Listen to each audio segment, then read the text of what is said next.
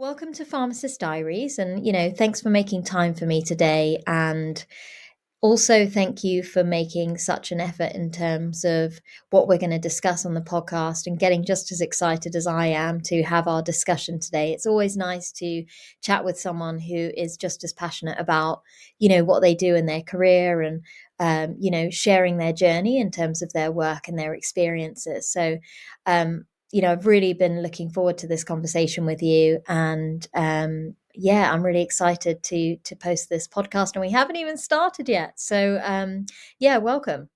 Thank you so much, and I'm delighted to be here. And thank you for inviting me. Yeah, no problem. We usually kickstart the episode by asking you why you became a pharmacist in the first place. So I remember even as a little girl, I always wanted to help people feel better. And so my first career choice at that age, about 10 or 12, was I wanted to be a doctor until I realized I might have to give injections or, stick needles in people. So I was always interested in sciences. And then when I was 17, I got a summer job at Boots. And Destiny, they put me on the pharmacy counter, and that was it. I was overwhelmed, but that started a fascination of health, supplements, medicines, whether OTC or prescribed. Amazing. Yeah, I mean, I also worked as a like a on the counter in a pharmacy as a student. And I've told my listeners before, my parents have owned a pharmacy. So I can share your kind of passion of seeing how enjoyable it is to help people from a shop front, and making an impact on people's lives. And having so much variety in terms of the help and support that we provide the community, um, and helping people with not just pharmacy related issues, but the wellness side of pharmacy, and whether it's beauty products or looking after your skin, looking after your hair, the different types of, shampoos, looking at homeopathic medications and kind of herbal and supplements is always really interesting. It does give you that diversity, and it gives you a lot of knowledge as well, because you're not just looking at medications per se, but actually looking at the general kind of well-being of a person when they walk into your shop. Absolutely. And that is what I really loved when I started out as a pharmacist, is that those over the counter interactions.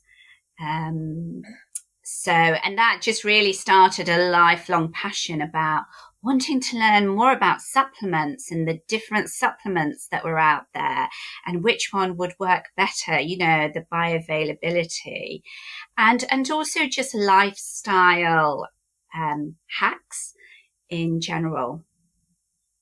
Yeah, and sometimes actually as working in community, and though I was not a business owner and I was working on the counter, a lot of the time I was telling people, not to take the medication and try, lifestyle intervention in order to support something as simple as, sleep.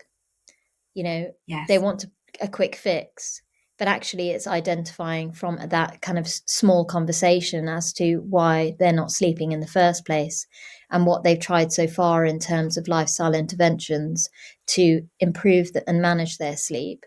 um, Whether it's screen time, whether it's too much caffeine, whether it's eating too late at night or having meals that give you reflux late at night and it keeps you up, whether it's stress induced. There are so many reasons why we struggle with sleep, and it's something I'm dealing with at the moment, actually. So it's always useful to look at those interventions first before having to advise on medications.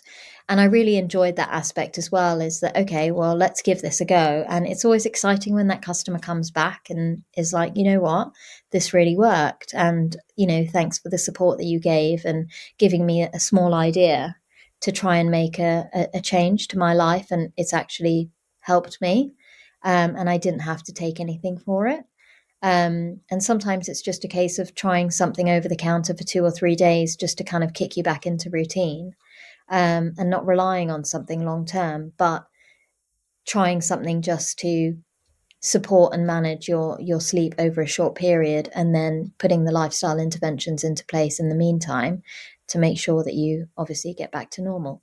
But there are so many examples of things that we can do over the counter which provide that same kind of lifestyle intervention, and Absolutely. then possibly providing medications to support on the side. Exactly. And when you first, I guess, joined the register, or you were in your kind of last couple of years of pharmacy in terms of school, what were your thoughts on what you wanted to do in terms of your career and where you wanted to go back then? Um, my aspirations, I don't actually know what my aspirations were. I just wanted to help, people be well and stay well. And I love the aspect of being, you know, a pharmacist within a community, that I could really dive into that community. And it's what you were just saying about, you give some advice to a customer. And if you are the resident pharmacist in that pharmacy, then, they come back maybe a few weeks later, a month later, and say, that really worked. Thank you so much. Because I have done a lot of locum work as well. And I've always found that wasn't quite so satisfying, because I didn't get that element of being part of a community. Yeah, I always I found over the years, and obviously I've only been a pharmacist for 11 years, so it's quite a short kind of time period. It's not long at all. And I think a lot and reflect a lot about what I enjoy in terms of patient care. And for sure, I love the kind of longer term management patients. Working on an acute ward and or in a community pharmacy as a locum, where you are meeting new people all the time and you have an impact on that patient in a short space, and you'll never kind of meet them again potentially, and you don't know what that intervention has created for them in terms of improving their lifestyle or helping them with a specific condition. um, there is something very enjoyable and rewarding about spending a longer period of time getting to know a patient or a family or a child, and helping them through a process and actually building that rapport and developing that relationship as a friend, as someone they can rely on, as someone that they can trust. Because it is hard to go into a community pharmacy setting or an outpatient pharmacy, or if you're on an A&E ward, you don't know anybody. And though you are honest and tell people how you feel, I'm sure that the interaction that you would have with someone that you feel a lot better, um, would be a much nicer experience for you. So over the years, I have discovered that in terms of a kind of more permanent position, I know I need to be in a setting which allows me to build that relationship with people. And palliative care has provided a bit of both. We do have patients who are obviously in an acute situation where we provide support from symptom management, and they have come into the hospital. We meet them. We may only spend a week or less time with them, but we do have so many patients in the community who we build relationships with over months or years, even. And it makes it harder in terms of the job because obviously with palliative care, there is an end date to that patient's life. And there is a lot of kind of grief and emotion that comes along with it. The longer you know someone, the harder it becomes to let go. But at the same time, you know that the impact that you've made on that patient is so much bigger and better than having that snapshot of kind of 10 to 15 minutes with that person. So it's something that I really value in terms of what I look for in a job and the type of specialty area that I work within, is that I've wanted to find something where I can build that relationship, which I think is really valuable in terms of what I want to get out of my career. Yeah. Yeah. And then, being part of this community, you also get that trust and respect from, you know, the GPs. So quite Mm. often the GPs would say to a patient, or rather than prescribing you any sleeping tablets, go and see Jolanta next door. She'll sort you out with some, whether it's some herbal medication or some lifestyle medication. And I also got really involved with some local support groups. I was involved in the local fibromyalgia support group. And that was Okay. so satisfying because they just invited me to their meetings, initially more to give talks, and then it was just very informal. And, I learned the value that people want to be heard. It's part of the healing journey for somebody to listen to your story and also what you're going through or what you've been through. And I remember when MURs came in, I used to love them because, again, it's a chance to sit down with a patient and just talk. Mm. Obviously that they weren't that long. But again, it was a chance to sort of share our expertise in all these different areas and to really give that patient some specific advice on things that they could do to improve their health and well-being, as well as, around the medication. That's interesting, and it's interesting that they invited you along to provide talks. So what kind of, I guess, information were you providing to those patients? I assume lifestyle interventions?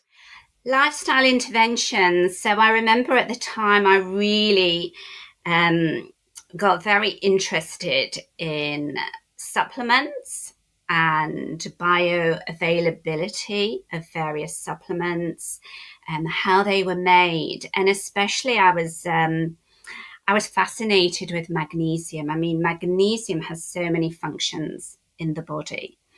And when you go and purchase magnesium, I mean, there's magnesium oxide, magnesium citrate, magnesium taurate, glycinate, and they all have slightly different functions in the body.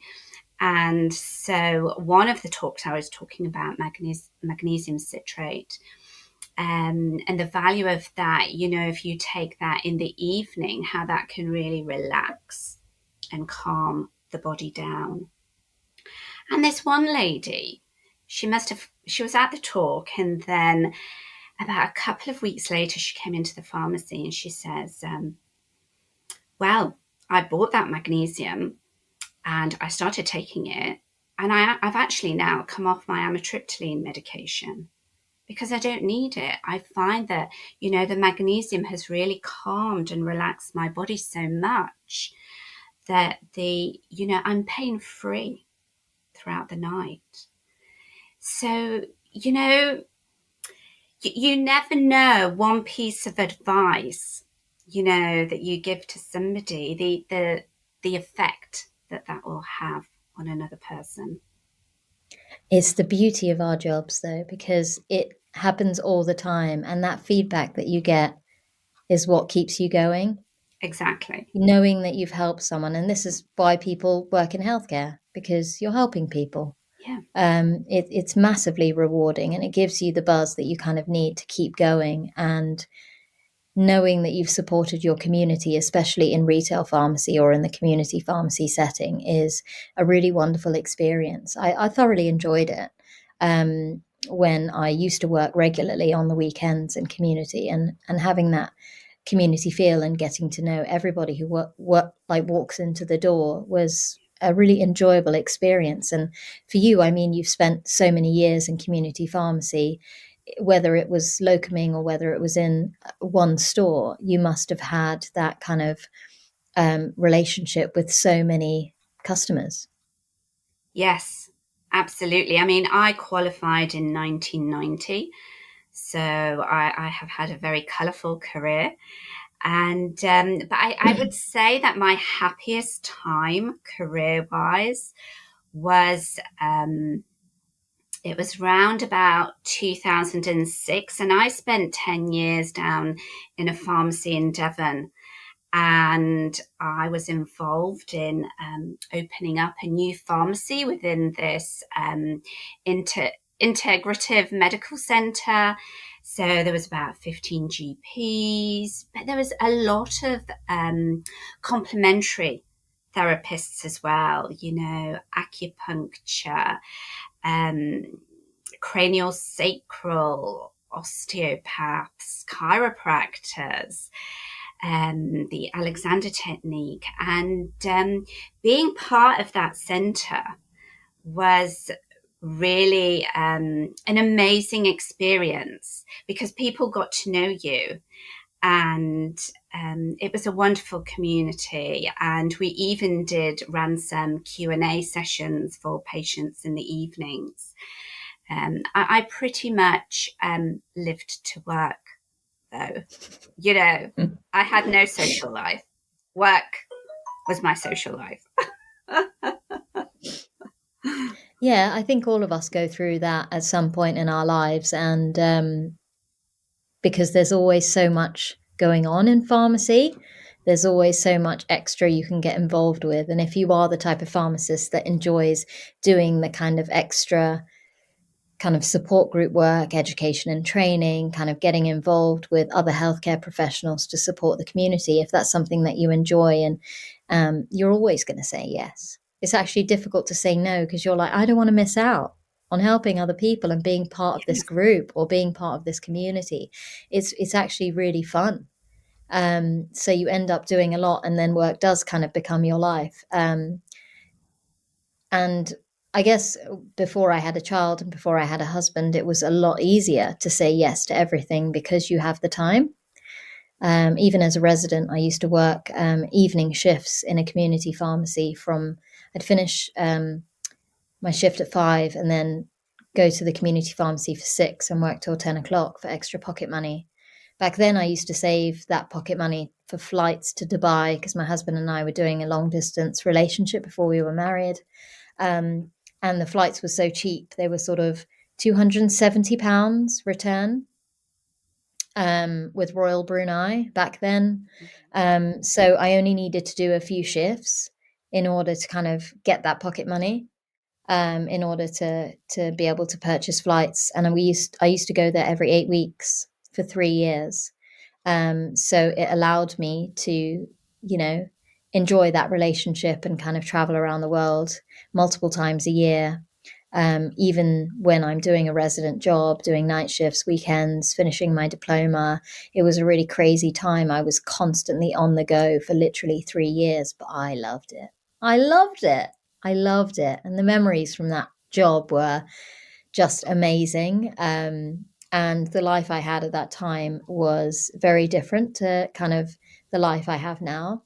And it's quite hard to change your mindset in terms of kind of forcing yourself to slow down, and understanding that you can't run at the same pace that you used to be able to as you get older. And I'm not old, I'm 38 years old, but I still feel like I definitely can't do all of the things that I used to be able to do at the same pace. I need to kind of mentally slow down a little bit. And also, with a child, there's a lot more kind of stress and things that you need to be kind of aware of, including dealing with their emotions, the changes that they go through mentally, physically, emotionally, and being there for them. Like, it's a huge responsibility, and that impact that on you and your mental health is something you have to be very mindful of when you become a parent and you become a family.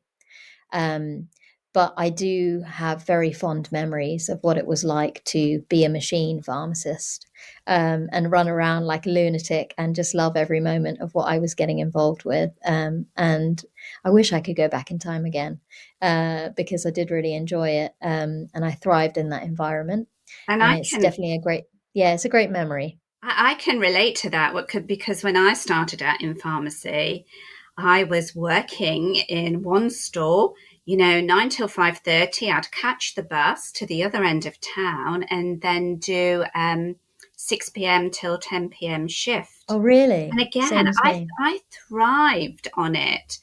Mm. Um, I definitely wasn't taking care of myself. I was eating a lot of McDonald's because that was the fastest thing to eat. But, in my 20s, I didn't mind working all those hours. And in fact, like you say, that extra pocket money, that allowed me to then I literally took a year out to travel. Okay. And I did some wonderful, I was in Australia for 6 months. I went to Peru and did some voluntary work in a school in Peru, and then I also spent some time in Romania doing some voluntary work, working with or looking after children in a hospital. So, you know, that was because I'd worked crazy hours and a good sum of money to enable me to then do that. And I think that's very valuable in terms of you know it's a short term time period where you need to be a little bit of a machine. But it's not that you're just doing it to save the money because you think it's important to save money. You've done it with intention, you've done it with purpose, you've done it with value. You know exactly what you want to use that money for, and it's it makes it easy to then get to that shift and say, actually, yes, I'm going to work from 6 to 10 p.m. and it's going to be a tiring day tomorrow, but Mm. I'm doing it for a reason. I'm doing it so I can enjoy a certain amount of time, a whole year abroad, doing what I want to do and experiencing international travel and helping other communities from a different perspective, a non-pharmacy perspective, which is amazing. I've never been to Peru. It I'm was always reading it about was it an now because of amazing Paddington Bear. experience. Yeah, Amazing.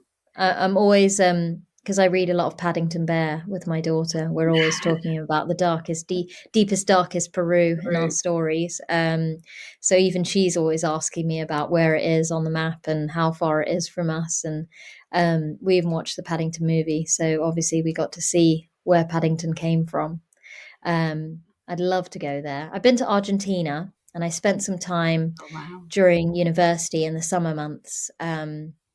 Again, I worked as a pharmacist, not as a pharmacist, as a counter assistant in a community pharmacy for that purpose to save money in order to travel like you. But I just did it throughout the university kind of course. And in my summer months, I would go and travel and enjoy myself because I know that this is the only kind of spare time I'm really going to get. There's not going to be an opportunity once I become an employee to just swan off and do what I want to when I want to. So it's good to take advantage of that Mm. when you're a student. Yeah. Yeah. So tell me more about, I guess, your locuming experience. And I understand you obviously traveled around and locumed in different pharmacies. What was that like for you? So, yes, I spent about 2 years locuming around the country. Um, and I had, and this is during the time when there was a shortage of pharmacists. And I basically rang a locum company up and I said, look, I'm willing to travel anywhere. If you pay for the accommodation, then I can go wherever. And so I would spend a week, say, in Exeter or, down in Weymouth, various towns in Cornwall, even as far as Hull, Derby, Norfolk. And so I'd be working crazy hours. So literally start on the Monday, work right through till Saturday. And Sunday was my day for travel. So I remember Mm. once doing this, I think I was in Redruth in Cornwall, and all of Sunday, I literally spent traveling to Bungay in Norfolk. That was an epic drive, ready to start, Monday morning. And again, I love seeing the different towns, meeting different people.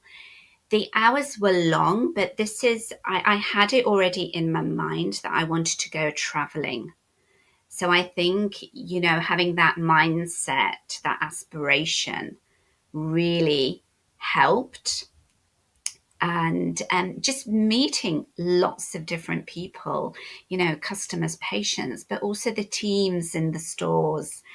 And everyone really, really made me feel so welcome. And I got to Mm. see wonderful parts of Cornwall. And, after work, going down to the beach and having all these wonderful hikes along the cliffs. So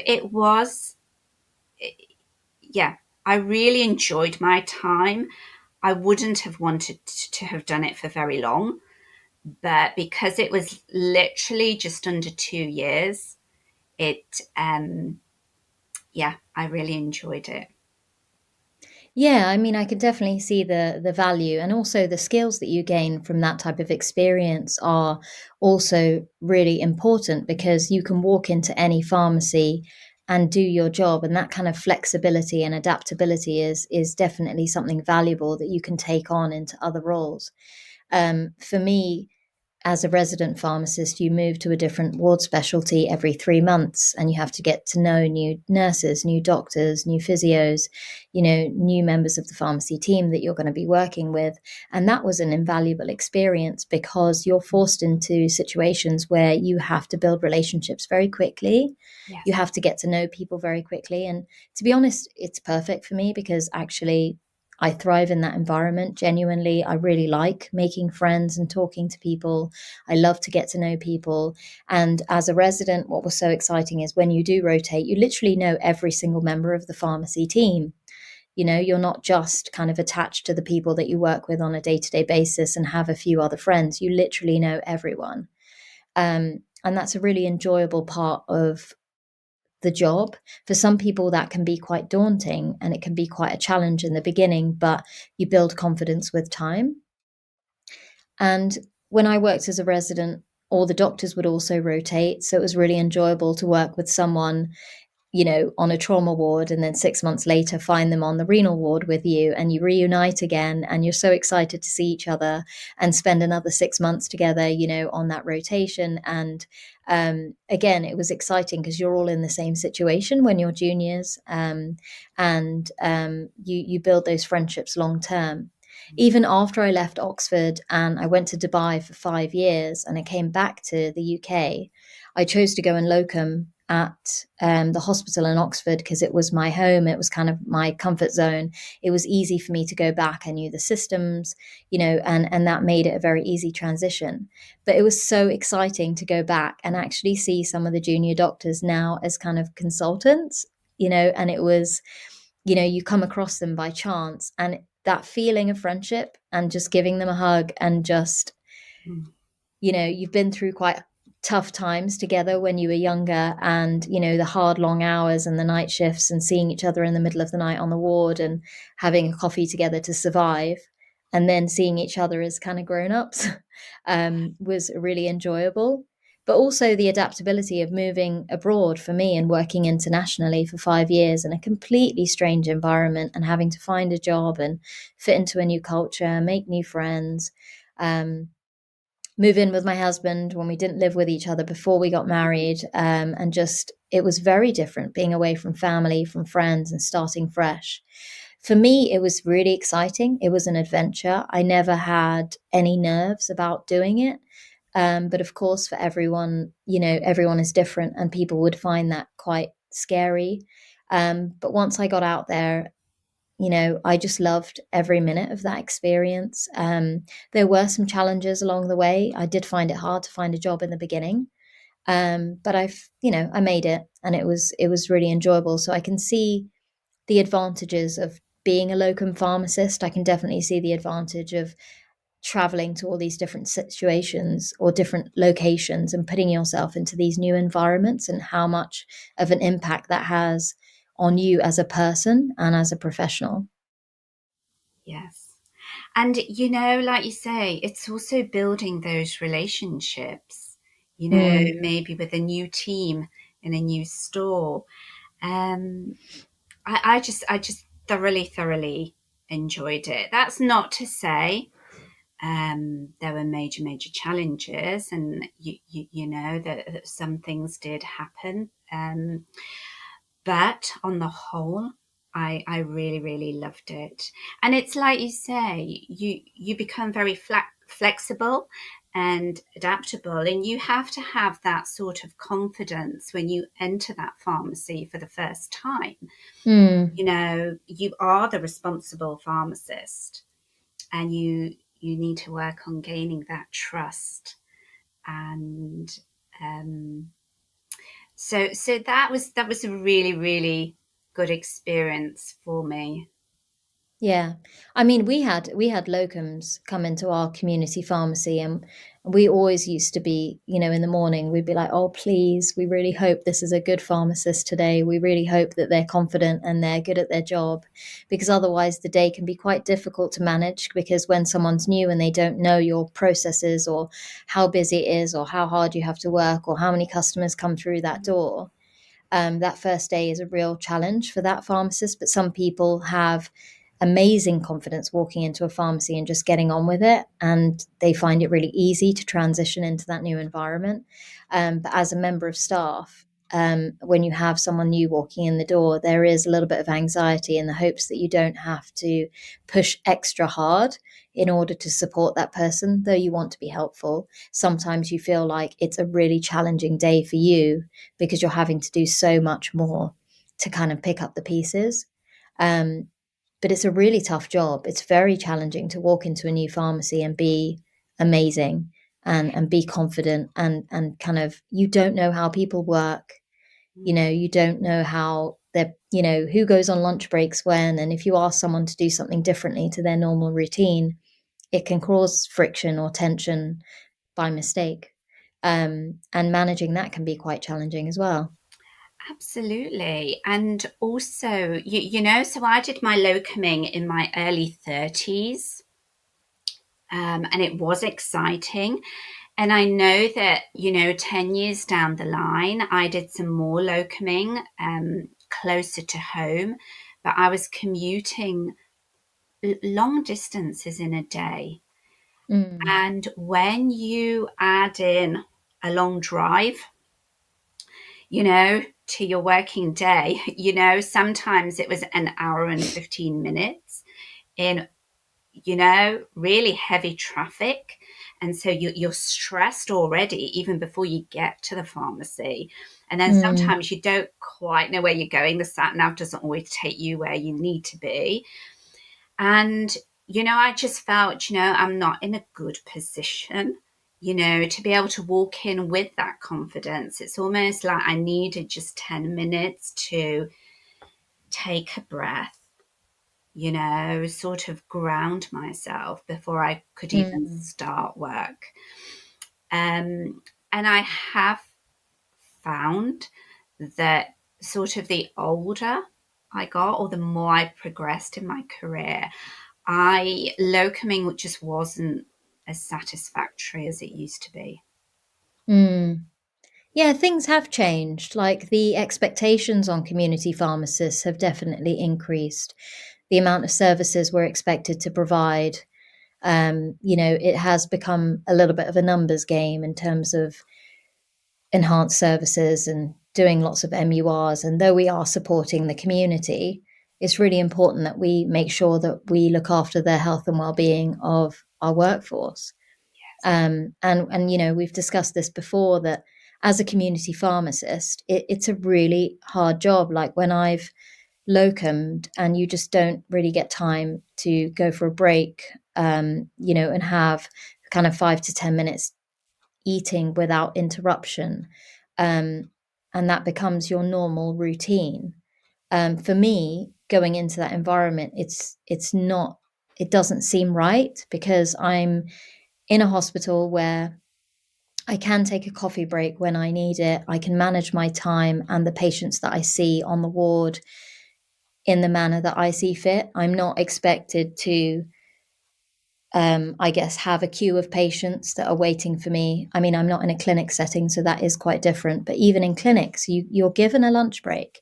You're not expected to go 9 to 5 without being able to eat in peace. And we do have an hour for lunch, and is protected. We might have a bleep or two in that time, but if it's an emergency, every now and again, you may need to go back to the ward to support. But generally, if it's, oh, we need to discharge this patient, but we have a couple of hours, you can still finish your lunch and go back to the ward in your leisure without feeling like you're rushed. And to be honest, it's quite a luxury. It's quite a luxury in comparison to what community pharmacists have to go through. And I do find that it's really hard, and I wish that it would be a rule that every pharmacy has a half an hour lunch break where the doors actually close and people are allowed to have rest and recovery from what they're expected to do on a day to day, to hydrate themselves, to sit down and actually eat in peace. I find that it just seems so wrong. It just, That is so yeah. crucial. It's so, so, so important, to just also, I mean, I've spent, during my time as a community pharmacist, sometimes you're sitting in a dispensary in a corner, eating very quickly, but you know the importance of actually taking yourself away from the work premises to give yourself some headspace, to just allow yourself to breathe and then just eat in peace and in a more restful mode, learning more about nutrition. That is so important, to take the time to eat a meal and not in a hurry, and to just allow it to digest as well. To really power you up for the rest of the afternoon or the evening or however long you're working for. Mm. So that you can maintain that sharpness, that focus. And I've been in pharmacies where the toilets are like up 2 flights of stairs, and so you're thinking, oh, I can't drink too much water. You know that you need the water in order to hydrate yourself, to keep yourself, mentally sharp. But you just know, I cannot leave the counter, I cannot leave the pharmacy to be going up to the toilet every hour. And I know in my locoming days, there was a supermarket chain I used to work for, and they were long hours, like 8 a.m. in the morning till 10 p.m. at night. You were allowed half an hour break. And so in my half an hour, I'd say, right, I'm going at this time. I'd go up to the canteen, and then over the tannoy, they're calling me, Oh my please can the God. pharmacist come back to the pharmacy because there is a customer waiting. And yes, so that was tough. It's mentally exhausting though, because you just don't have any opportunity to turn off. Exactly. And if you're in a busy pharmacy, which most people are, someone can walk in that door, or multiple customers can walk in the door at any time. And, you might even go 7 to 8 hours without having eaten anything or taken a break for 5 minutes for a cup of tea, because it's just been busy enough where you just power through, and it becomes part of your kind of normal daily life. And I think it's a conversation that a lot of community pharmacists need to actually reflect on and say to their, management. Or if you are, I guess, listening and you are a community pharmacy manager, that think about the impact that that's having on the health and well-being of your staff and what we can do in order to support that. Surely there is a way to explain to a customer that I get it, that you're probably in a hurry as well, but we only have one pharmacist, and the poor thing is working 11 to 12 hours and also needs a break. And you've just walked into the pharmacy at the time that she needs to sit down, and you're going to have to wait for your prescription, I'm afraid. And if you make that normal for customers to understand, and you build it into, what your community pharmacy offers to their customers, and explain it to them, and it's going to take some time, and it's going to take a few angry patients who come through the door and expect things to be done straight away, it's still doable, because we can't be living in a society where we don't look after ourselves, and we can't be working in an environment where we're supposed to be promoting health and well-being as part of our job and not even look after ourselves. Exactly. You're giving all this advice to other people and you're not even doing it. It just makes no sense. And you cannot be the best version of yourself and have that mental power to support every patient who walks in the door and have the patience to deal with whatever may pop up. Because you may get angry patients, you may get someone who's in a really severe situation that you need to provide all your emotional energy to support them through whatever they're going through. And how are you supposed to do that without having the correct nutrition, the correct rest, and the correct hydration? I think it's a topic of conversation that needs to come up more often, and we need to advocate for it Definitely, within because the profession. the body can only keep going for a certain amount of time, on that sort of adrenaline and, perhaps poor nutrition or meals eaten in a rushed way or no meals and all those stress hormones until the body just burns out. Yeah. And, I mean, so many pharmacists are going through that, aren't they? And it's because of the environment that they're exposed to and the work that they're expected to get through. Even in that situation, you're not going to make the right choices in terms of the food that you eat, because you're going to find something that you can inhale within 2 minutes. yes, It's happened to me before. You literally find something that you can just eat within a 2 to 3 minute period that will give you enough energy to survive the rest of the day. Even if you made a salad for lunch, you know that you don't have time to chew that much. So there's no way that you're going to eat that, because it's going to take you 20 minutes to get through the meal. So it doesn't really support looking after yourself as an employee, and it doesn't really look after your clientele either. exactly. And, the reliance on coffee. I know I used to drink so much coffee to just keep going throughout the day, Okay. just to keep me sharp and focused.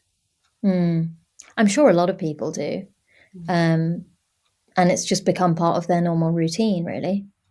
And they know that that's what other people are doing, and they continue to do it because they don't know how else to manage the situation. I'm sure it would be very difficult to go up to your manager and say, well, actually, I need 30 minutes of silence and peace and be able to eat my lunch without being disturbed. And how can we make this happen if you're the only pharmacist who works there on a day-to-day basis? I think you'll be afraid to ask, but I think people need to step out of that comfort zone and advocate for themselves, advocate for their own health and well-being in the workplace as well. And you might be surprised as to what outcome you get if you do ask. And if you don't ask, you don't get. But I'm sure it is challenging, and more challenging than I'm making it out to be, because it's become the norm for most people, and that's what makes it difficult to break that cycle. And once I just have to say, just to be totally honest, I'm not mentioning the employer at the time, but there was a time when I was working really long hours and we had a new manager in, and basically I wasn't really getting a lunch break. And I said, I need at least 30 minutes, just headspace, just to get away from the pharmacy. And I remember being told, okay, but there's, the business won't allow it, and there's plenty of other people that would happily take your place. That's really sad, and that's really worrying that that's the situation that we're in and the environment that people are expected to work through. Um, but, this is a really valuable and important discussion that I think more people need to advocate for, because I don't think it's right. It's I not don't think right. it's right. Yeah. Absolutely not right. Not in the job that we do, where, one slip of concentration, and the Mm, consequences could be devastating. definitely. I'm sure you've been through a lot of other kind of experiences, good and bad, obstacles that you've had to overcome during your, I guess, your experiences in community pharmacy. Maybe you can share some of those with us. Sure. So I think although I really, really loved my work as a pharmacist in my 20s, so at the beginning of my career, and I think in those days, we are talking about the 1990s, pharmacy was very different to what it is now. So things were a little bit more relaxed. And then, working all these really, really long hours, after a few years, it really took its toll. The exhaustion hit. It was more like I had too much going on in my head. I couldn't switch off at night. As pharmacists, even once we've done a day's work, and I don't know if you or anybody else can relate to this. Now, I found it really hard to switch off at night. I'd be lying in bed and I'd be going through the day like, did I check that prescription right? Did I calculate that dosage correctly? Did I give the best advice to this person? And I used to thrive on that sort of energy where you're checking someone's prescription, but you're aware that someone needs you on the telephone and there's a couple of customers waiting for you at the OTC counter. And I hit a point, I think when I was 30, when I thought I was going to have a nervous breakdown because I just couldn't take that pressure anymore. And I made the decision to reduce the workload. So I went down to a 4-day week, and I just made sure that on that day off, I went into nature. I took a walk. That there's so much evidence now around forest bathing. Well, it's not even forest bathing, it's nature bathing, just getting out there, and that really helped to sort of clear my head, sort of to Mm, make more space in my head. And that helped me with my stress response. And I also found, I know we've been talking about this just before, having an appreciation journal. So I know you can call it gratitude journal, but for me, I like the word appreciation. You know, what do I appreciate in my life? And I found this a really good exercise to do before I went to bed. And it could have been just a really small thing that happened during the day. You know, a customer's smile or a certain interaction with a team member, or even, you've made me a really fantastic cup of tea. And just little things, and very slowly that really helped to sort of fortify me. So it wasn't an overnight change, but over a few months, that really helped. I also found that when I came home after work, rather than watching some, thrillers or dramas, actually watching a program that made me laugh really, really helped. It was that release of any sort of, stored up stress hormones that helped immensely. Um, but I think my lowest point in my career, well, it's definitely the lowest point, is where I was a cog in the wheel of a series of certain events that actually led to somebody's death. And I wasn't directly responsible. It was, I had given out some methadone, on a Saturday afternoon. And obviously the store was closed on the Sunday. So you give the take home dose for the Sunday, you reiterate they need to store it safely, etc. And unfortunately, on the Monday, a certain member in that household had decided to drink the methadone that was prescribed for somebody else. And so I gave the methadone out on the Saturday. And then on the Tuesday morning, I will never forget it. It was 9:30 in the morning, a busy pharmacy, and these two policemen walked in through the door. And I looked up, police have a presence, and if the police have just come in to shop, to buy some paracetamol, or if there's something a little bit more serious. And my heart just dropped because I just had this gut feeling they're here to talk to me. I've done something. I've done something wrong. I didn't know at the time what it was. And the pharmacy was so busy, and I had all this checking to do for the waiters. And so I carried on. I mean, I can remember I was shaking, but I carried on, got rid of the queue. And then, we said, okay, any other prescriptions? They're going to be at half an hour. And so, yes, so we had a private conversation, and the police told me what had happened, that this adult had drank some methadone that had been not prescribed for him, and obviously he'd passed on.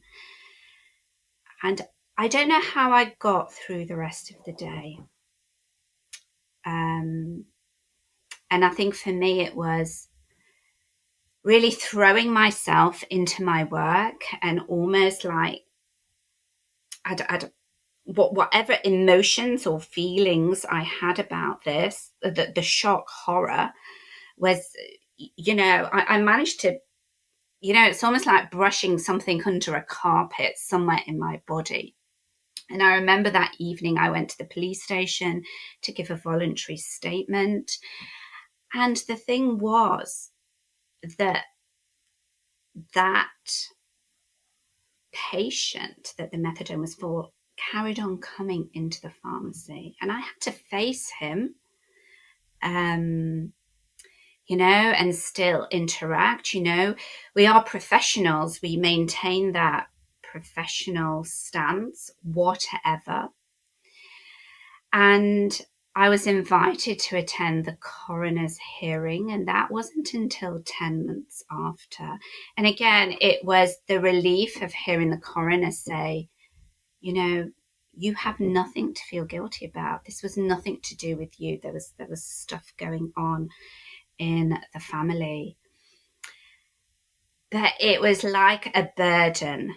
And the way I coped was I threw myself into work. I just worked Monday to Saturday non-stop. And I know for myself, had I said, I need to take some time away, I don't think I'd ever would have gone back to practicing as a pharmacist. But what is really also interesting is I'd brushed all those feelings, all those emotions, because I couldn't even talk to anybody about it. Because even though I was not directly responsible for this, I felt guilty. And I kept going on, in my head, could I have done something different, And so, 16 months after that, that's when I was established in Devon. I was opening this wonderful new pharmacy, you know, dealing with all these different complementary therapists. And at the time, I had really bad acne on my face and on my back, but I felt more content, you know, with what had gone on, like I'd sort of built this resilience. And anyway, one of the complementary therapists said to me, "Oh, I do EFT, you know, emotional freedom technique where you tap." She says, "I want a testimonial. Would you have some free sessions?" And I said, "Okay, why not?" You know, so for a couple of months, you know, we worked every 2 weeks, and you know, it was okay. And then on the fourth session, you know, we're tapping there. I don't even know what we were tapping on, but all of a sudden, I just broke down. And all those memories, those feelings that I'd bottled up around that incident just came out. And she was fantastic. She, you know, we tapped it through, and I felt like I'd been hit by a lorry afterwards. I was absolutely exhausted. But 3 days later, I woke up and my skin was clear. So, you know, I'd been storing and holding all those emotions around that incident, all that stress. And so that really showed me the importance of, you know, self-care and not bottling things up, not trying whatever happens, not bottling them up, you know, sweeping things under the carpet. That was a steep learning curve for me. That sounds like a really challenging situation, but what comes to mind is that you had to deal with that alone. And where was the support from your employer? So I was interviewed. Oh my goodness, I was interviewed so many times, but I didn't have that support. And like I say, my method of coping was to throw myself into working crazy hours. But I felt so guilty, even though there was nothing I could have changed around that incident, that I almost couldn't Mm, talk about it. And now I can see with hindsight the value of talking, you know, discussing, maybe having a mentor and having a support network of maybe colleagues, or not even necessarily other pharmacists, but being able to share these things. But the thing is, I was locuming at the time. I was very far away from friends and family. And this is before the days of mobile phones, you know. So I was very far away from home, and I that was my method of coping. I brushed it all inside and hid it in a very deep part of myself, which was the wrong thing to mm. do. It's definitely an interesting experience to go through, and obviously you've learnt a lot about yourself in that time and understanding, I guess, what coping mechanisms work for you. So if you're ever faced with difficult situations again, you would obviously tackle it very differently. Absolutely. But I guess what's worrying in terms of being in this profession or any healthcare role, especially with the pandemic and having dealt with so much grief, a lot of people have dealt with a lot of grief over the last 2 years and been put in very stressful and challenging situations emotionally, physically taxing on the body, the amount of hours that people have been working. That it would be really important again to support the health and well-being of staff wherever you are. I'm really fortunate because in the palliative care team, the consultants and nurses are extremely mindful that it is a very emotional, I guess, specialty to work in. So we talk through cases and how people feel all the time. And the first time I experienced going to a hospice with a mother and a baby, and watching that child die in that mother's arms was obviously a really emotional experience as a healthcare professional, as a parent, as a human. And the first thing that the nurse said to me after that happened was, would you like to talk about it? And would you like to share your feelings on what you've just been through? And I am very fortunate that I have a team that look after kind of the emotional side of what we go through on a day-to-day basis, and it's quite normal for us to discuss that sort of grief. I'm not sure if it's normal to go through that in a community pharmacy, because I'm sure lots of situations like this can potentially occur.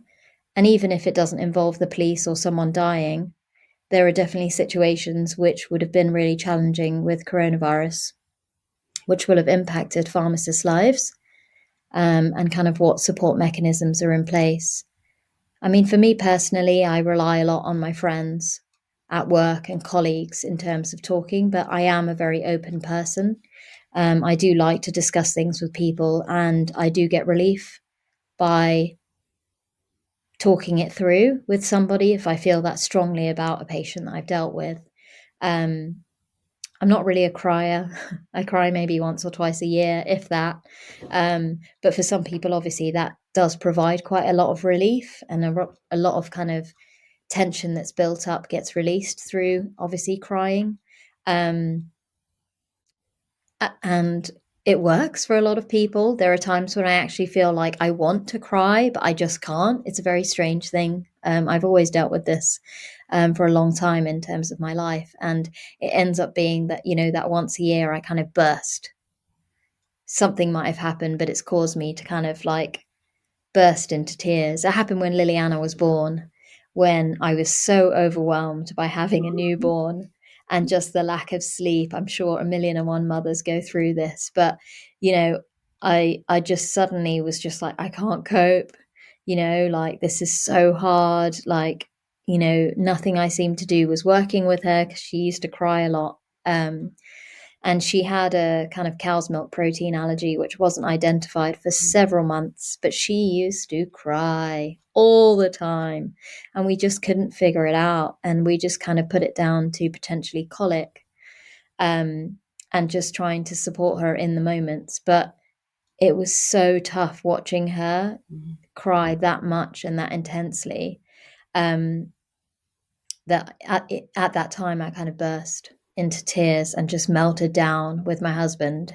But it felt really good afterwards to have been able to let it out. It was just a very huge release, which I guess has built up for so many months. And it's something similar to what you must have gone through, is that something triggered you to have that release in that moment. But you had that for nearly 2 years on your mind, that kind of guilt and, I guess, the negative thoughts about that patient. And it is hard to go back to work after you've experienced something like that, because when you feel like you've made a mistake that's impacted somebody else or somebody else's life, it's a horrible feeling. We've all made mistakes. Every pharmacist makes them, and it doesn't feel good when they happen. I guess the important part of dealing with errors and kind of making mistakes is understanding why they happened and what caused them to happen, so you can prevent them from happening again. Exactly. But for you to go through that alone must have been really challenging. And like you say, without kind of mobile phones and feeling quite secluded in a different part of the country, must have been really challenging. So I guess you must feel quite grateful that lady reached out to you for some free sessions, and you were able to kind of work through it in an unexpected way. Yes, totally unexpected, totally. And it was also just being able to talk about it, and like you say, it's Yeah. release, and it's invaluable. Just Yeah. having that space to be able to do that. A safe environment where you feel Yes, comfortable to kind of open up, and not judged, no judgment. Someone also, who will listen to you and your concerns and not brush off your feelings or, I guess, what you're going through. And we've talked about this in other episodes, that it is quite hard to open up to other people because you do feel judged at times. Um, for me, I mean, I rely on my husband a lot when I go through things emotionally, but I'm very fortunate that I have a lot of friends at work as well that I can talk to about a lot of things. Um, but not everyone has that same experience. And in a community pharmacy, it's different because you may not have other pharmacist colleagues that you work with on a day to day basis. And it can feel quite lonely. Exactly. It's different, isn't it? Exactly. Um, I guess from working in community pharmacy, what kind of was your triggering point to move into another area of healthcare? Maybe you could just start delving into that side of your current life and what kind of Sure. transitioned you from community pharmacy. Sure. So, like I say, I'd always had this fascination with supplements and how are they made and what's the difference in their bioavailability, and meeting all these other complementary therapists throughout my career, and obviously such as EFT, how helpful it was for me to release that particular that all those emotions around that particular incident that happened to me. And so when the menopause hit me in my 40s, it was literally overnight. And a lot of women will say this, the menopause hit me overnight. One day I was fine. The next day, I'm standing there in front of a customer. I'm getting this hot flush rising, or I'd be talking to a customer and I'd literally lose my train of thought. And I just couldn't grasp the word that I needed to put into that sentence. And then the night sweat started. And, I'd be waking up several times a day, which then affect your leptin levels. And so the next day you're just craving carbs and the weight's piling on. And I got very anxious, like in a way that I had never been so anxious. So even getting into a car and driving down the motorway to my workplace, I, you know, I was shaking. And I couldn't understand why. So I tried, because I'd read so much about supplements. I tried certain supplements, made a few tweaks in my diet with the knowledge that I had about nutrition. And the supplements, they'd work for a bit and then they'd stop working. And as the months progressed, the symptoms became very debilitating and they were really affecting how I functioned at work. I was also getting really excruciating migraines that would last for 3-4 days in the week. I was taking a lot of zolmitriptan, which would get rid of the migraine, but it just leaves you feeling so lethargic and exhausted. And so I thought this cannot continue. And I went to a private practitioner. I'd tried various other complementary therapies like acupuncture, and nothing was really sticking. So I went to this private practitioner, and she basically said, we need to get you tested. We need to do some functional tests to see exactly what is going on in your body. It might not necessarily be your estrogen levels or progesterone levels. And that really sparked my interest because scientific mind. And I thought, oh, functional testing. Yes, let's see my numbers. Let's really see, the biochemistry of my body, exactly what's going on. And so she did some functional tests, and then seeing the figures, having them analyzed as to what was going on in my body was the game changer for me. And then all it took was a few dietary tweaks, few high calibre supplements.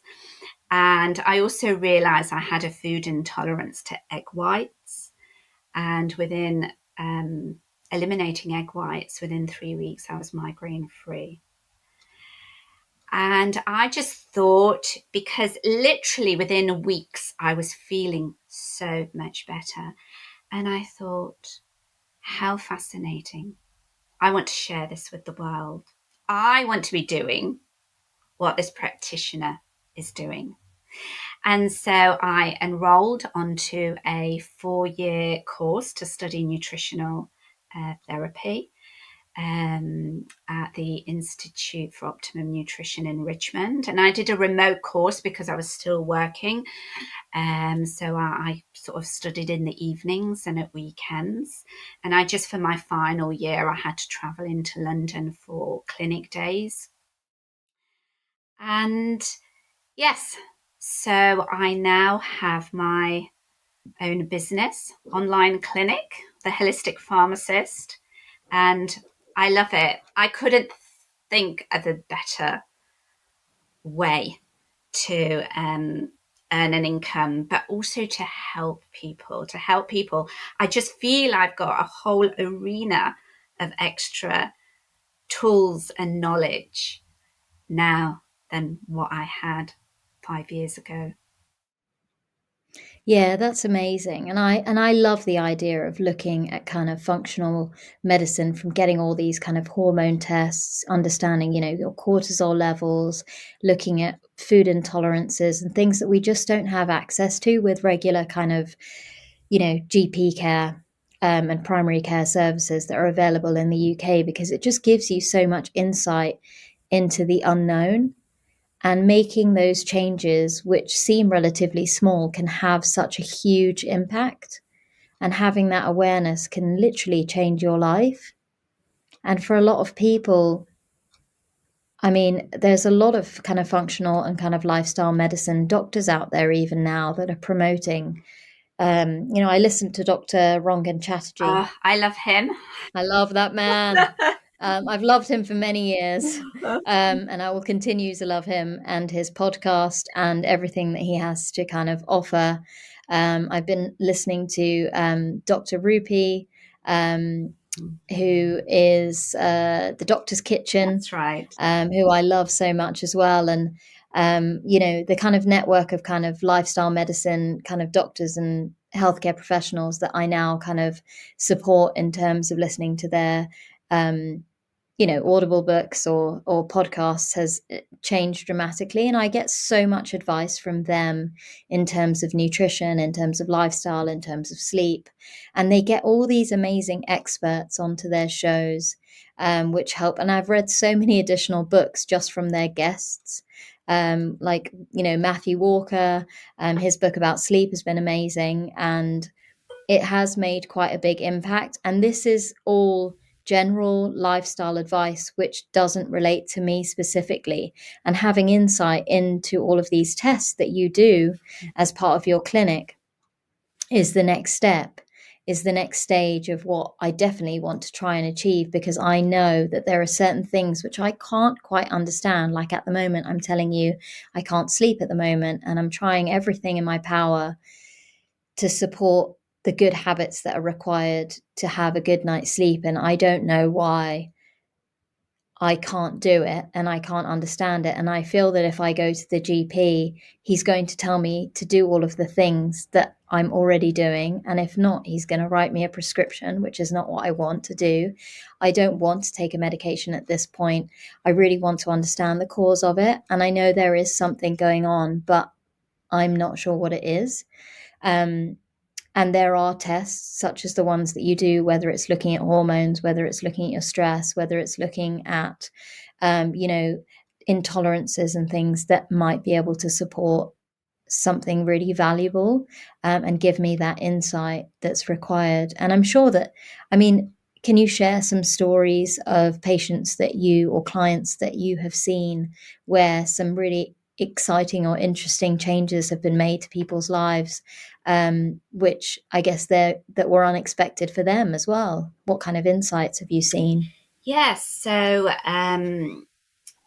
I get a variety of clients. So some people come to me just for a one-off consultation because they may say, look, I have a parent who has, say, dementia, and Mm, I just want you to give me sort of a lifelong program on what to do and what not to do to avoid me going down that same route.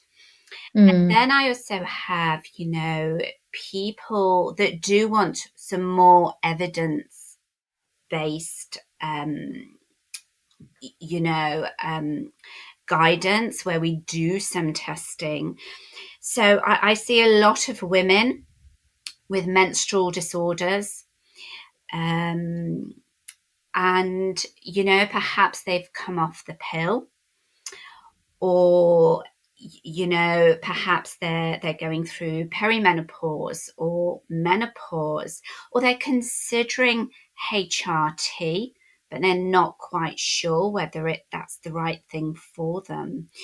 And so one of the functional tests that I absolutely love is called a Dutch test, which is dried urine test for comprehensive hormones, which is so easy. You basically urinate on 4 strips of paper over the course of 24 hours. But it really gives us a good indication as to what's going on with estrogen, progesterone, testosterone, and also their breakdown products. So, for example, if a woman is considering HRT, we need to make sure that the liver is metabolizing estrogen correctly. Because if it's not, she could end up with symptoms of estrogen dominance.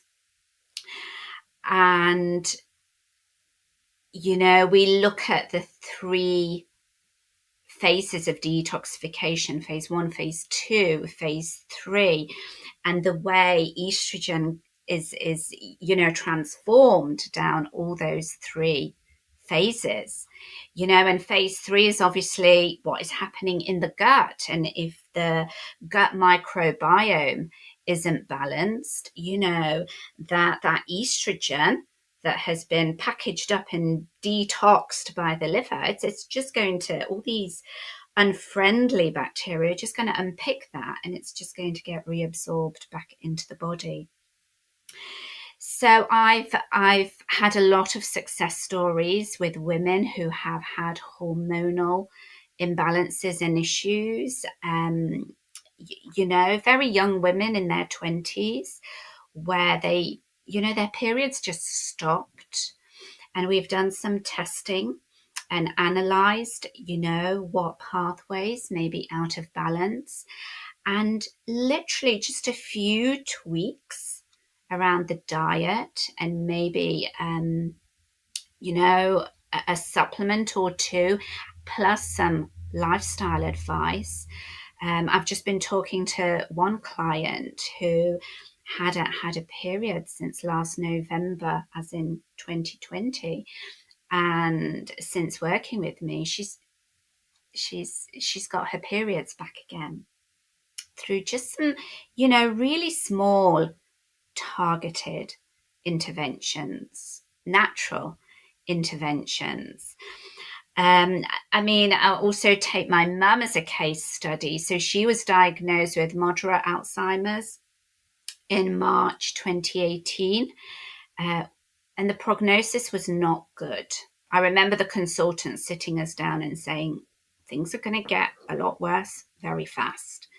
And I made the decision to sell up my house and, to move in with her so I could look after her.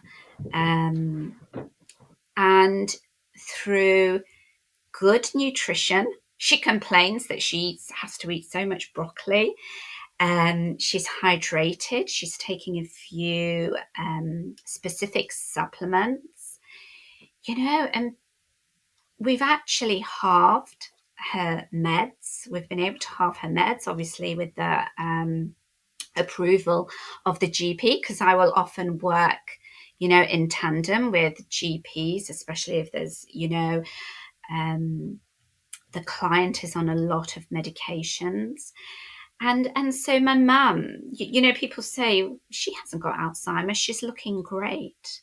And it just shows, personalized nutrition. It's not necessarily good nutrition, because what is good for one person is not necessarily going to be good for the next person. So what I do is very personalized nutrition, and I try to work out, a person's gut health, um, and restore gut health first. And so, I also work with, a lot of skin conditions, acne. And again, that could be a deficiency in essential fatty acids, or it could be more of a hormonal issue. And again, just simply by tweaking or giving a very specific omega-3 supplement, and then just tweaking something in the diet can make a huge, huge difference.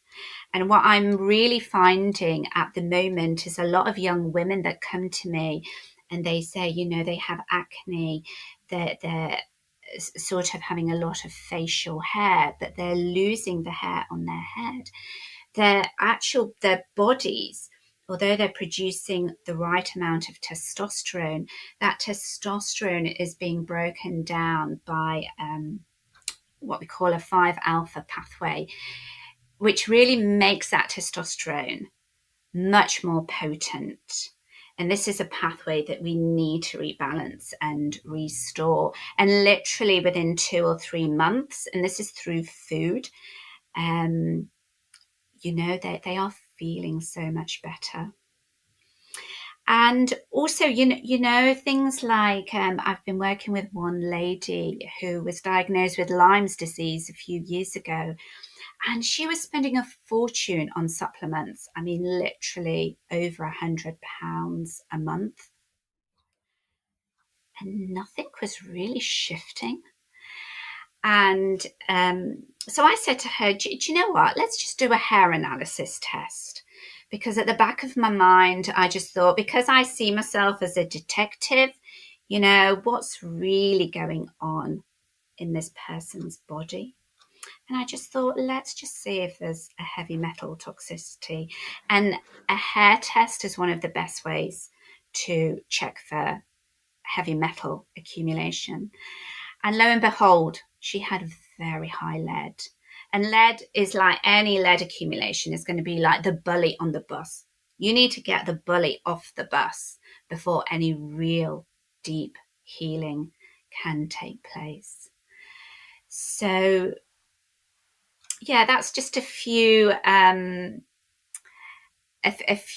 case histories that I can share. But I've helped women with fertility issues, and even men when they come in and they say, I'm really worried about my testosterone. I'm having all these different symptoms. And, with testing, we've seen that actually their bodies are producing too much estrogen. This high fat, high sugar diet is enhancing estrogen production in men, and then they're getting a lot of these symptoms of belly fat, exhaustion, sleep problems, and a lack of stamina. So I love my work. Interesting. I just absolutely love it, and I think having this this sort of tool of being able to choose and organize and arrange and analyze functional tests for somebody, that to me, with my scientific mind, I love reading test results and analyzing them and really detecting, deciphering, okay, which pathway do we need to work on first? It's like finding the first domino, that is then going to have a beneficial effect on all the other dominoes that need to be rebalanced. It's quite an amazing transition for a pharmacist to go into this field because you have a lot of basic knowledge about human anatomy and physiology. You also have, obviously, the medication pathophysiology and pharmacology as to what the drugs do to the body. So you're understanding what people are taking and how that's impacting them. And then identifying all these additional tests and making small changes and understanding those pathways, like you say, and having such a quite a large impact on people's lives in a short space of time. It sounds very rewarding. It sounds like a really interesting job. um, Something that I can sense like a lot of passion and kind of like value comes from that. But it links back to pharmacy quite significantly in terms of what you've learned in the course and what you've experienced over so many years of working in a community pharmacy and understanding what types of issues that people go through as well on a day-to-day basis, and whether it's stress, whether it's hormones, whether it's sleep. I mean, it's all relevant. And all those years of experience of working as a pharmacist must be invaluable in the job that you do now. Absolutely. And, because a consultation, whether someone comes for a one off consultation or as part of a program, like a 3-month program, Mm, we start off with a consultation, which is usually about 60 to 90 minutes. And what I have learned is the beauty of allowing that person the space to talk and having somebody to really listen and really validate exactly what they're going through or what they've been through, their challenges, their struggles. And, nutritional therapy isn't always about okay, you must eat this food. And a lot of people get scared because they say to me, oh, you're going to tell me to go gluten free, dairy free, give up sugar, give up alcohol, give up coffee. And it's like, actually, no, because quite often, because we want to get that person feeling so much better, whether it's somebody who's feeling complete exhaustion or someone who's really struggling with their mental health, it's like, what can we do to, to make them feel better literally within a week or two? And it's usually putting something in rather than taking things out. So, for example, I have been working with a pharmacist, who's working really long hours, exactly what we've been talking about today. And I said, look, you know, the most important thing will be what you do first thing in the morning. Have a really good, nutritious breakfast. And, we negotiated we're going to start off with a smoothie, a nutrient packed smoothie, with a good protein powder, a dollop of omega-3 oils, perhaps some avocado, some nice rocket, some fruit to sweeten it, obviously, nut milk, some pumpkin seeds, sunflower seeds. And, we're flooding the body with nutrients. We're giving it a really good foundation for the rest of the day. So no matter what my client then eats or doesn't eat for the rest of the day, or whether she's having loads of carbs, or snacking on chocolate, you know, that's given her body the foundations. It's supporting the adrenal glands with that stress response. And, she said, I'm feeling so much better. I have more energy. I have more focus. So mm. that, one thing of changing something, in the morning can have really, really huge benefits. Yeah, I mean, what you do in the morning makes a huge impact into your day. I'm hugely aware of that, and I love kind of having a good morning routine.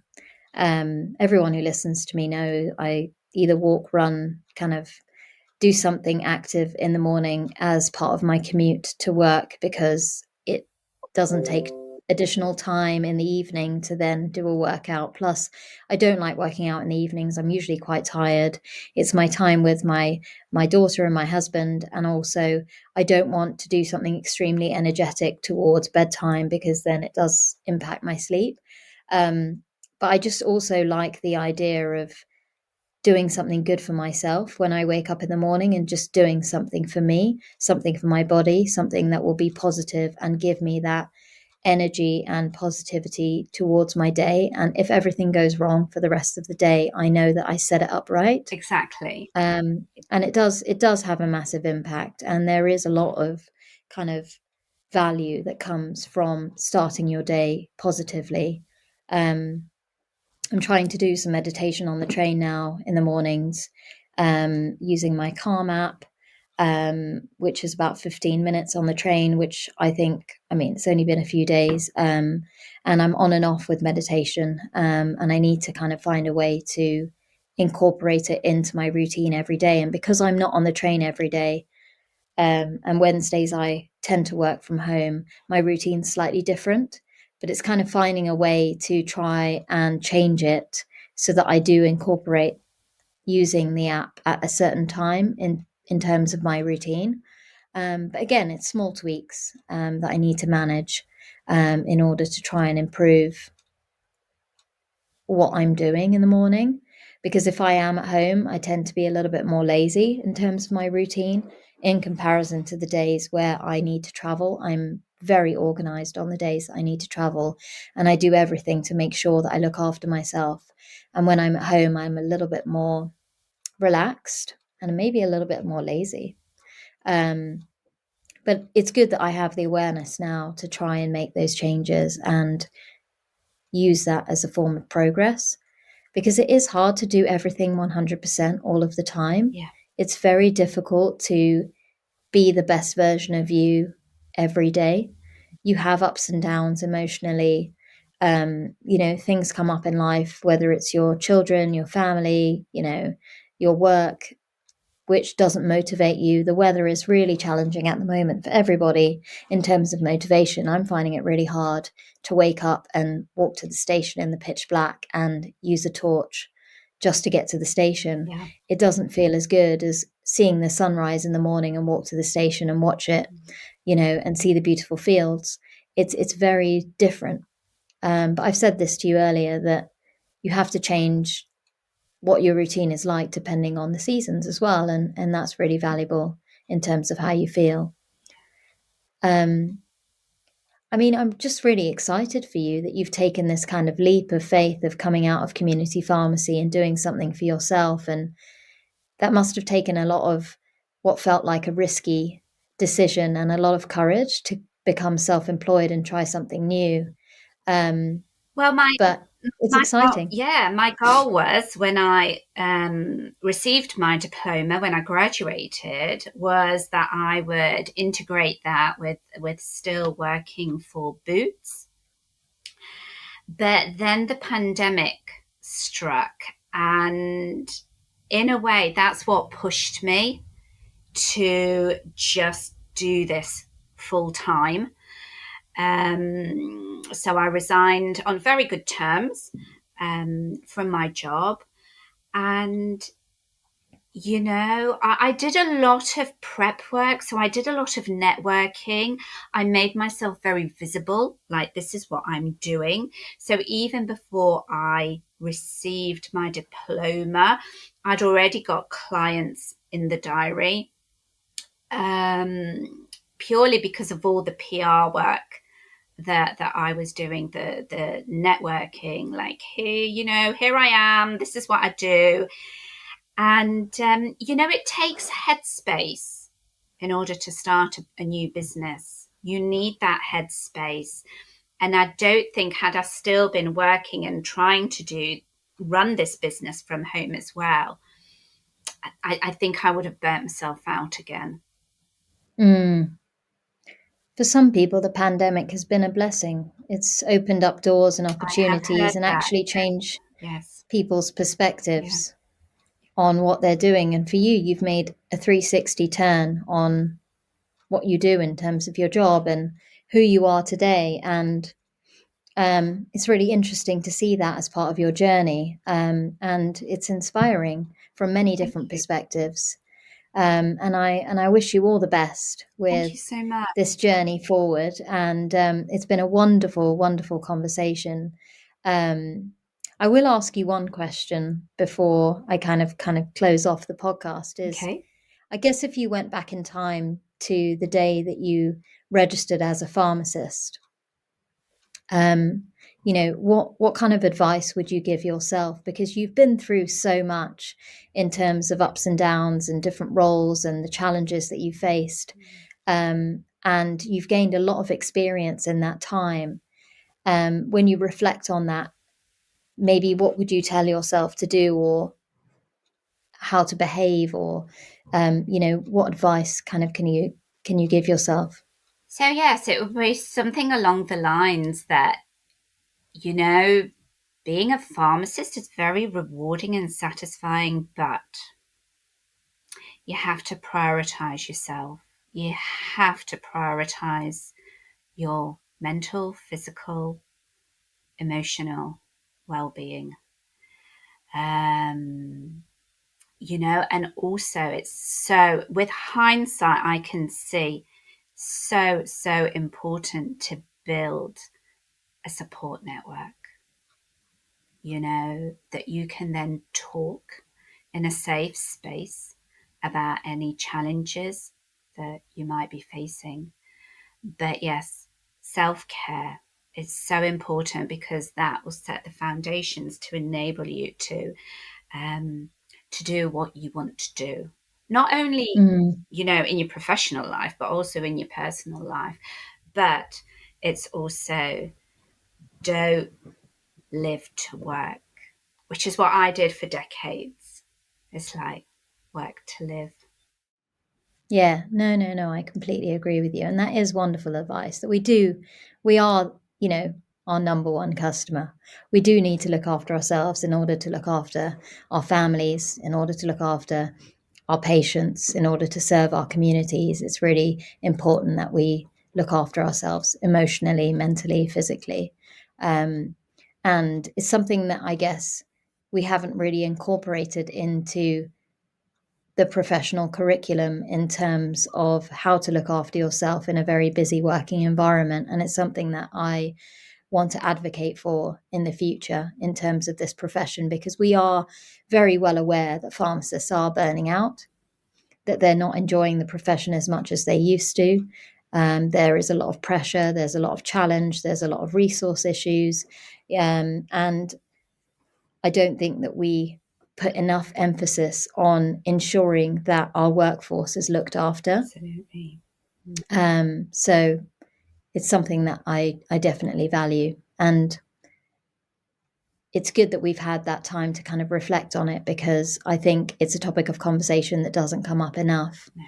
And I hope that my listeners are reflecting on their own kind of work lives at the moment and thinking what they could do to look after themselves a little bit more. Yeah. Thank you again No, so thank much for coming you. onto the Thank you. podcast. It's been a pleasure, Yeah. absolute pleasure. Yeah, and I've really enjoyed learning about your experiences, and it's been really inspiring to see what you've been through in terms of your career, and it's really exciting to see that you've started a venture on your own. And I genuinely wish you all the best Thank with you so that, much. and I look forward to hearing how that goes. Thank you.